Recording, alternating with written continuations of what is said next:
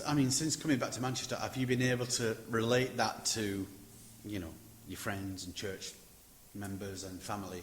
Are you able to kind of get it across just how grim it is? Yeah, I mean, I got to, well, obviously it's hard to take like pictures, but I got a few like little snaps and I showed them, but even then I got to tell them about it, and a lot of the people at our church, a lot of my family, a lot of the people at my university really wanted to get involved and help out more, so we were planning to like go back over to Calais. There was a few more. Our next trip was actually cancelled though because of a lot of the red tape which was happening around in Paris and Calais at that time, but so we didn't actually get to head back out there, but we're hoping to definitely get involved in helping going back out there with some more. Excellent. Yeah. Good. One of the things really that I feel as a Catholic priest working here in Manchester, you know, when I see all these faces around me, some of our team workers and some of refugees, some volunteers, the CEO of CARITAS next to me, Mark, you know, it makes me actually quite proud to see the and I mean, this is only a tiny little bit of what is under the CARITAS umbrella. You know, how do you feel when you see all of these people knowing the kind of help that the Catholic Church is able to give to them? You know, some people I think are grasping at straws a lot of the time, and you know, one of the hands that they can take hold of is the hand of Caritas. Yeah, feelings. I think one of my feelings is sadness at this situation. Another one is anger, I think, because I think a lot of what people are experiencing and have experienced is very unnecessary in the world that we live in. And the third feeling that I have is one of urgency, that the situation that refugees, asylum seekers, migrants who become destitute, people in need of help, it is urgent. And we seem to have the attitude that we can wait till tomorrow, we can wait till after the referendum, we can wait a month, we can see how it happens in Europe, etc. When in fact we've got a lot of poverty and need on our doorstep. The other thing I feel is that there are people quietly doing an awful lot of good. So we've just heard Hannah speaking about her experience of going over to Calais.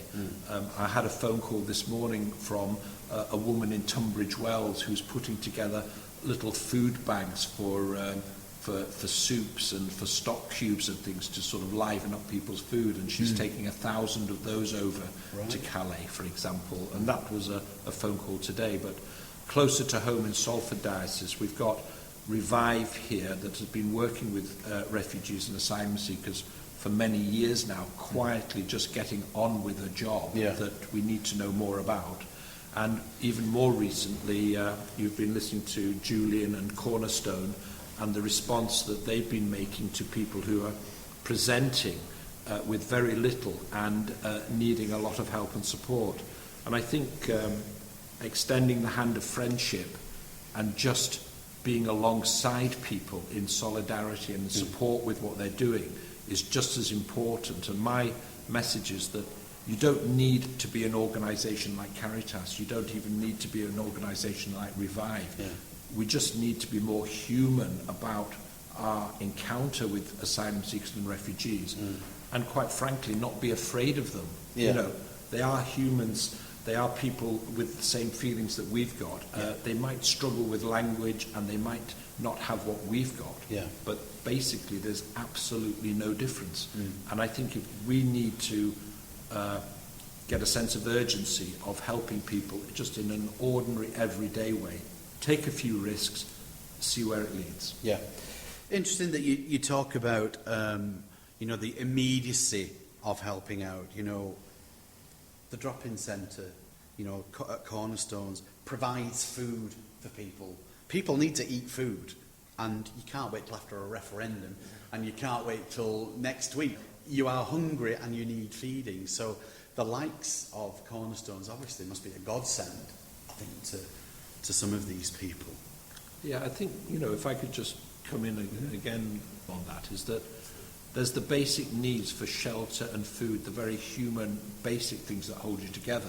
But there's another step as well, and that is that sort of when we listen to the stories of people who've experienced the journeys that they've experienced, the dangers that they have, just in terms of human nature, the psychology, the health of people, the mental health of people, needs to be really appreciated, because most of us that if we went through those experiences, I would hate to think of how I might be coping with that right now, so really getting some empathy and understanding and appreciation, and that's what's really important about today, is just sharing those stories with people, because they're very human stories.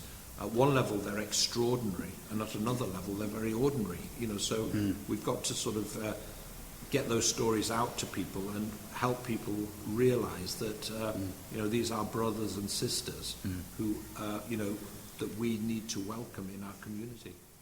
One of the things that has driven me crazy now, I don't know how long it's been going on, at least the last month, if not 6 weeks, is this campaign for the referendum. Do we stay in or do we vote out? Okay, now, I said right at the beginning of this that I think that those who would like the UK to exit from the European Union have been using asylum seekers, and they have been using immigration as a real weapon to tell people they are taking our jobs and they are wrecking our health system, etc., etc. So perhaps I could open it to the floor. Some of the stories that we've heard, staying in the back of trucks for hundreds and hundreds of miles, not knowing what's going to happen the next time. Perhaps I could just open it to the floor. If you could sit down with some people who say asylum seekers need to go back home, that there's no place for you here, what would you say to those people, do you think? Open it to the floor. I was working in Cornerstone and I heard two women chatting, saying various things about asylum seekers and we shouldn't be taking them. And I was in the office and I thought, if only they could hear the stories that we're being told. They just haven't got a clue. Yeah. And I went over to them and I said, please don't say things like that, because you really don't know what's going on. I said, young men come to us, like our sons in the 20s, and they sat there telling you the stories that they've been through. You haven't got a clue. So please don't judge them unless you really understand what's going on in their countries. Good for you. It was so sad. Yeah. I think also from that same point of view is that as the refugees have slowly unpacked their lives and the journeys that they've been on, I think Tarek have been quite cautious in explaining the journeys that they went through to get to the UK, and they've had very dangerous trips. Oh yeah, when their lives have been at risk. I mean, I didn't want to delve into that too much because I can understand, and I think anybody can read between the lines when you say, I came in through Turkey in the back of a van or in the back of a lorry. We know, anybody that's got any kind of sense is able to kind of read between the lines of a journey like that. But I think the point to make is that those that are going to Cornerstone who we've met, they're real human beings and they need God's love and they need our help. We see an awful lot in the media about what's been going on, where they're just media stories, whereas meeting people gives that human side to all that's going on. Absolutely, and that was really one of the reasons we wanted to do this radio show, It's not just that, yes, they're human, and interestingly, very talented, very professional, got a lot to offer the community and our world. And hearing their stories, or we at Revive, working with them day in, day out, it suddenly dawns on you every day. If you're a Catholic, remember what St. Augustine would be saying. That was me minus the grace of God. That's me minus the grace of God. So you saw them today, you heard their testimony. Many are professionals, they have skills, talents, they are willing to share them. Yeah. And what else can make the world a better place? I mean, one of the things that we as I remember teachers saying to us when we were growing up, you do not have a choice where you are born, whether you are born in the Sudan or in Iraq or wherever it is.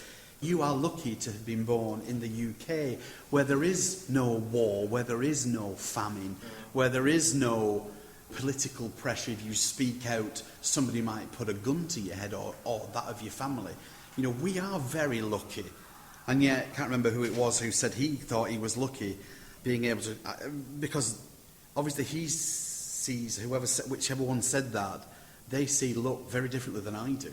I mean, every time I hear a story like this, I cannot get over how lucky I am that I don't have to worry about feeding myself or not being able to see my family ever again, having brothers and siblings that I've never met. It's staggering when you hear those kind of stories. Revive had a presentation for the Union of Catholic Mothers rally a couple of weeks ago. It suddenly dawned on them that as a refugee asylum seeker, you have £5 per day to live on. Yeah. And for many, because the common narrative on the media is stretch on our resources, come in here for benefits. One, you have no choice on where you are sent or how you are given. Two is £5 a day. Yeah. And what can that? Yeah. Can I just come in on the conversation now? Because if somebody presents as homeless to Cornerstones, or if somebody arrives on the doorstep of Revive, we're immediately confronted with a human being. We don't know who that person is, so to speak. We don't know what talents they are. If they present at Cornerstones at homeless, we don't know if they've been playing in the Halle Orchestra for the last 10 years. Yeah. If they turn up at Revive, we don't know if they're a psychologist or a teacher or a dentist. And what's happening is that the stereotyping of people and the word refugee and asylum seeker is becoming a dirty word. And it's really the language that we need to challenge here. And we need to challenge the stereotyping that is going on, because there is a reframing of the conversation that needs to take place. And the shocking thing about that is it's the politicians that are doing it. You know, that's really what is so shocking about this. You're very right, Mark, there about they are becoming dirty words, and they shouldn't be. This is everybody that arrives here as an asylum seeker has a human story, and usually quite a tragic story that goes along with that. And I think that's what's really important, because if we reframe this conversation within the language of Christianity or Islam or other faiths, we'll see that welcoming the stranger, offering hospitality to people, providing sanctuary and protection to people are absolutely fundamental things that we're asked to do within our faith, you know. And at the moment, it seems that actually if you want to do those things, you're going to have to get over a barrier of prejudice and discrimination, as though you're doing something almost wrong in helping somebody. So we've really got to reframe this conversation and help people rethink, what does sanctuary really mean? The word goes back to like 14th century, where you could literally hold the handle of the door of a church, and by doing so seek protection from people that were after you, so to speak. You know, that concept of sanctuary needs to be revitalized and put back into the language, the everyday language that we're using, as a very good word, you know, rather than something that's been taken by the media, and particularly by this referendum campaign. And you know, at the moment we're probably at the lowest point in this country that we've been for years in the idea of not welcoming people. And I think it's a really important message that I hope that you know, this programme can get over to its listeners. Yeah. I mean, we do in the UK, we do still call ourselves Christian country here, and I just wonder how much Christianity there actually is among many of the people who live in the UK now. Like you say, you know, language is being distorted, it's being used very badly, and sadly, I think by many of our politicians. I mean, the debate last night on the TV, I was so frustrated listening to them. And it's all guesswork. None of it's true, but the giving it out as though my side is the truth, they're lying, and then somebody else steps up, no, mine's the truth and they're lying. None of it's the truth because it's all guesswork. And